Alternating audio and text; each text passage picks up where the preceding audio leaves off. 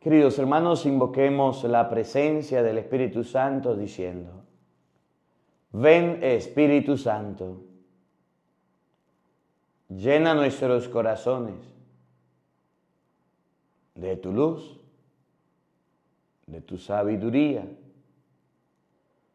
para interpretar tu palabra, no como palabra humana, sino como palabra de Dios, que es en realidad y que ejerza su acción en nosotros los creyentes. Amén. Buenos días, buenas tardes y buenas noches. Sean bienvenidos, queridos hermanos, a la meditación y al compartir de la palabra de Dios. Yo soy el Padre Marcos Galvi y estamos en la misa. Hoy vamos a meditar Hechos de los Apóstoles, capítulo 18, versículo 23. Había un hombre llamado Apolo, gran predicador y muy elocuente y versado en las Sagradas Escrituras. Y Apolo defendía la doctrina de Cristo a capa y espada.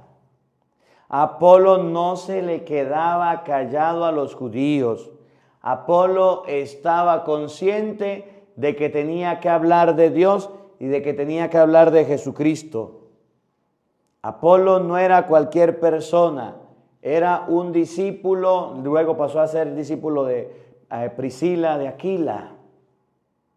Era un judío que leía la Biblia y a él nadie lo engañaba y a él nadie lo confundía. Por eso hay un refrán que dice: católico instruido nunca será confundido, pero el católico cuando es ignorante, prontico será protestante. Apolo era una persona que se dedicaba a defender la fe. De ahí el nombre de lo que se llama apología, defensa, apologética, defensa de la fe. Vamos a comenzar hoy con la palabra de Dios, lo que dice San Pedro.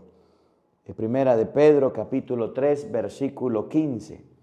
Vamos a buscar cómo San Pedro va a decir que la fe hay que defenderla, que la fe hay que cuidarla.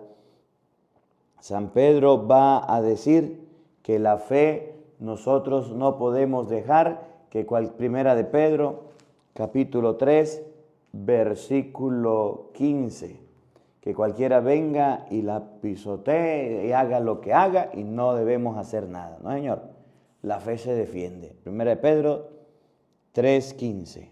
Al contrario, en sus corazones den culto a Cristo el Señor. Estén dispuestos a dar respuesta a todo el que les pida razón de su esperanza. Estén dispuestos a dar una respuesta a todo aquel que le pida razón de su esperanza. Si alguien les pregunta algo sobre su fe, denle una respuesta. No se queden callados. El problema de los católicos es que llegan los protestantes y le hablan y no le predican. Llegan los que no son católicos a las casas y se ponen a hablarle y los confunden. Le llenan la cabeza de dudas.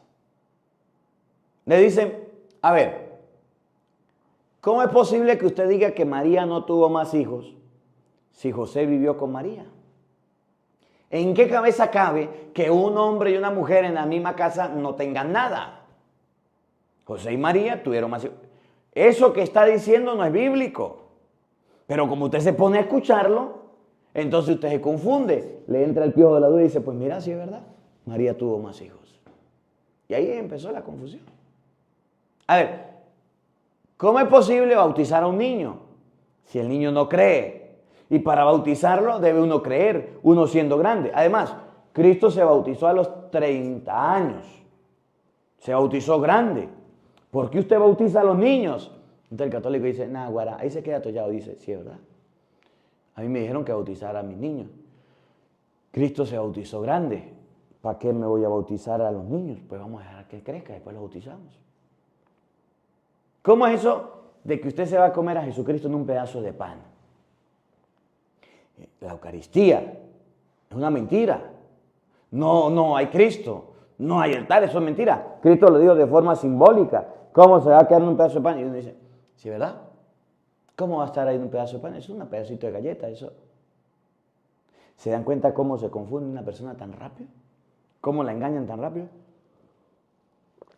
Y lo peor es que son miles y miles de la gente que se engaña. ¿Qué hacía Apolo? Refutaba a los judíos. ¿Y qué dijo Pedro? Estén dispuestos a dar una razón de la esperanza a toda persona que se la pida. Cuando venga el que venga y venga a meterle gato por liebre, dígale un momentico. Mire, me llama la atención y quiero leerle lo que dice en Mateo capítulo 4. Yo admiro mucho a Jesucristo, de manera especial en Mateo capítulo 4, cuando llegó el diablo a tentarlo. Mateo 4:1. Cuando el diablo viene a tentar a Jesús, no lo hace de cualquier manera. El diablo es inteligente, es astuto, príncipe de toda mentira. Y cuando va a tentar a Jesús, llega a hacerlo, miren cómo lo hace.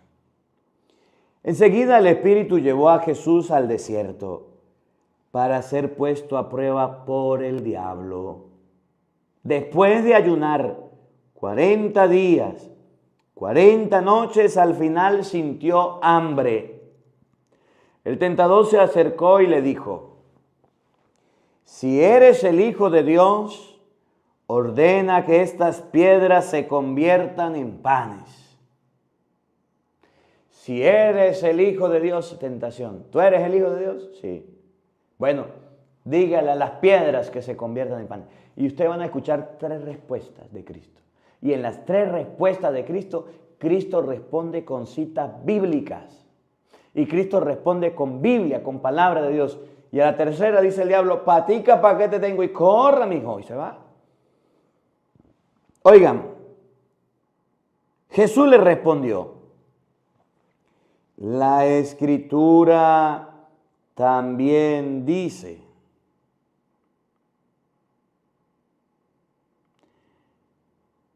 el hombre no vive solamente de pan, sino de toda palabra que sale de la boca de Dios. Repito, cuando el diablo le dijo, haz que las piedras se conviertan en pan, Jesús le dijo, la Escritura dice, no solo de pan vive el hombre, sino de toda palabra que sale de la boca de Dios.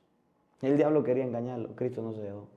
Luego, lo lleva el diablo, tomó a Jesús y lo llevó a la ciudad santa, lo puso sobre la parte más alta del templo y le dijo, si eres el Hijo de Dios, tírate abajo, porque está escrito. Cuando el diablo se dio cuenta que Jesús sabía de Biblia, le dijo, está escrito, te encomendará a sus ángeles y te llevarán en sus manos para que tu pie no tropiece en la piedra.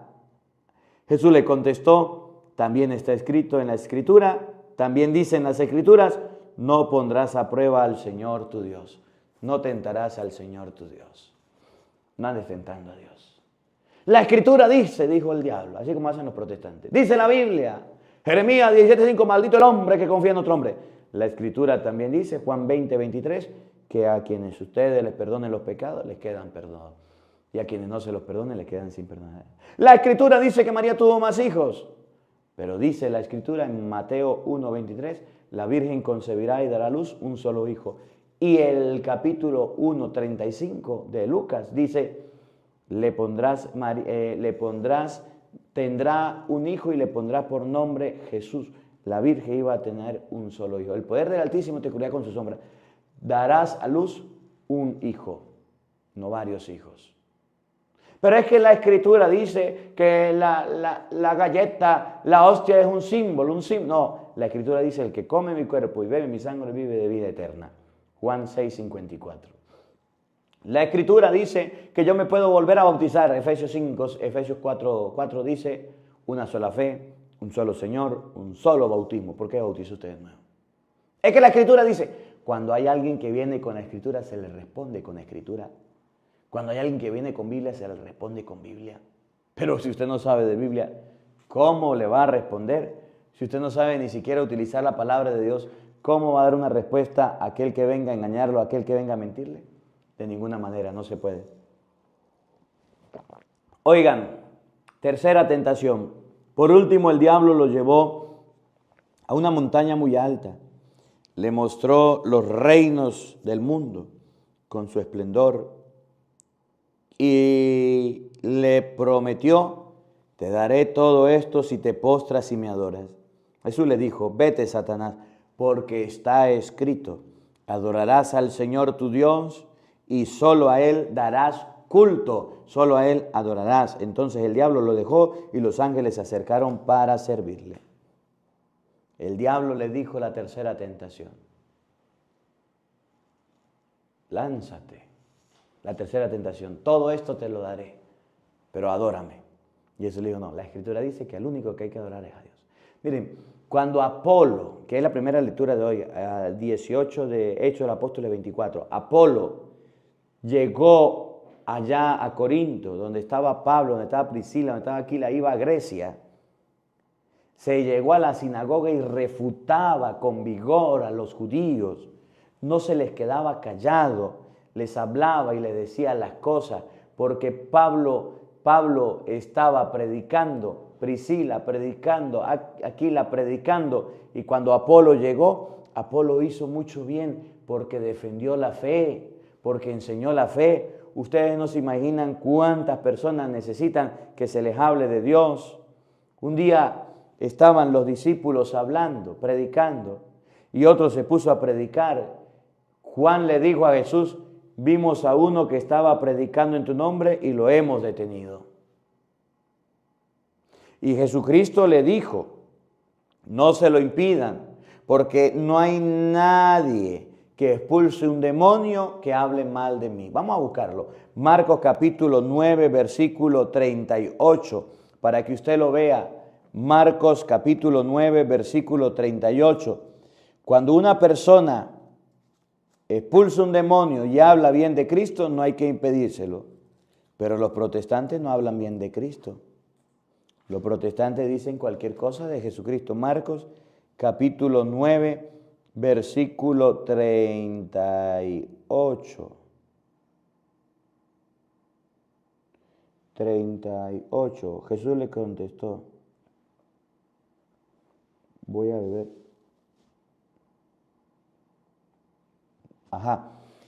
Escuchen.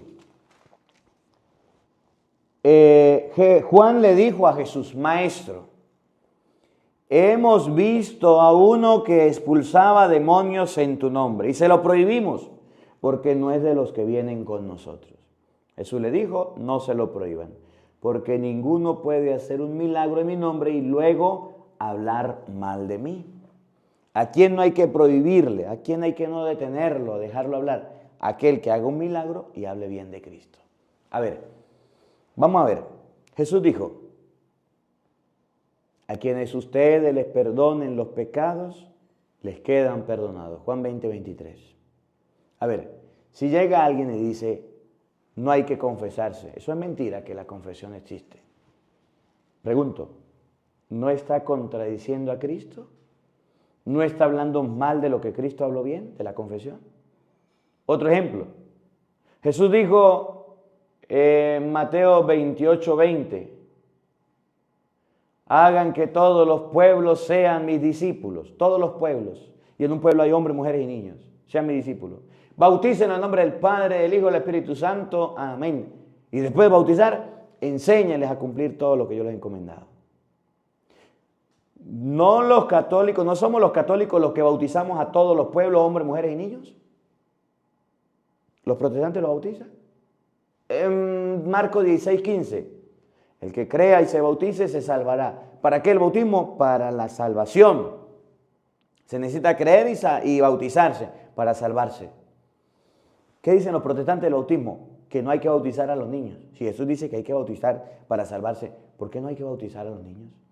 Por ejemplo, Jesús dice la palabra de Dios en Juan 6:54, el que come mi cuerpo y bebe mi sangre vive de vida eterna, y yo lo resucitaré en el último día. Mi carne verdadera comida, mi sangre verdadera bebida. Eso lo dijo Jesús. Nos dejó la Eucaristía para comerla. ¿Por qué los protestantes no comen la Eucaristía y dicen que es el diablo? ¿Por qué? Jesús dejó el sacramento del matrimonio hasta que la muerte los separe. Miren Mateo 19:5. Miren los protestantes, se casan con una, se casan con otra y van de una en otra y ya hacen con el matrimonio lo que quieren. Entonces Jesús dice, nadie habla mal de mí y expulsa un demonio. Los protestantes pueden expulsar demonios, pero hablan mal de Cristo, contradiciendo los sacramentos, lo que Cristo dejó. Pablo, Apolo, Priscila y Aquila refutaban, defendían la fe. Tenían la oportunidad de encontrarse, y él lo dice el libro Los Hechos de los Apóstoles, que es la lectura de hoy, Hechos, capítulo 18, que es lo que estamos leyendo. Hechos 18:23. En aquellos días, después de haber estado en Antioquía algún tiempo, emprendió Pablo otro viaje y recorrió Galacia, Frigia, confirmando en la fe a sus discípulos. Un judío natural de Alejandría llamado Apolo, hombre elocuente y muy versado en las Escrituras, había ido a Éfeso. Aquel hombre estaba instruido en la doctrina del Señor y, siendo de ferviente espíritu, disertaba y enseñaba con exactitud lo concerniente a Jesús. Oigan, aunque no conocía más que el bautismo de Juan, Apolo comenzó a hablar valientemente en la sinagoga. Cuando lo oyeron Priscila y Aquila, lo tomaron por su cuenta y le explicaron con mayor exactitud la doctrina del Señor. Como él deseaba pasar a Grecia, los hermanos le animaron y escribieron a los discípulos de allá para que lo recibieran bien. Cuando llegó, contribuyó mucho con la ayuda de la gracia al provecho de los creyentes. ¿Qué hacía? Refutaba vigorosamente en público a los judíos, demostrándoles por medio de las Escrituras que Jesús era el Mesías. ¿Qué hacía de extraordinario Apolo? Refutaba con vigor, con fuerza, refutaba a los judíos y le decía, Cristo es el Mesías. Cristo es el Mesías. Y eso ayudó para que la gente de Efesios, de Corintios, de las comunidades, se fortalecieran, crecieran en la gracia, en la vida espiritual. Miren, cuando conozcan a un sacerdote que defienda la fe, de los ataques, de las acechanzas del enemigo, valórenlo, porque esos padrecitos enseñan mucho. Cuando conozcan a un padrecito que solamente echa agua tibia, pañito de agua tibia, tengan cuidado, porque eso en vez de enseñar, dañan. Nosotros los sacerdotes debemos aprender lo que dijo Pedro, dar respuesta, dar una respuesta a quien nos pide razón de la esperanza. Lo que dice Pablo en Hechos 20:28, después de mi partida se introducirán lobos rapaces que no van a perdonar el rebaño, y deben haber pastores que defiendan al rebaño. Deben haber personas que expliquen, es lo que dice Santiago 5:19. Si alguno se escarría, se va de la verdad y usted lo enseña, lo hace volver, salvarás tu vida de la muerte y te librarás una multitud de pecados. ¿Y cuántas personas se fueron a la secta protestante simplemente porque ustedes y yo no les explicamos y no le enseñamos de Dios, no le enseñamos de la palabra de Dios, no le enseñamos de Cristo?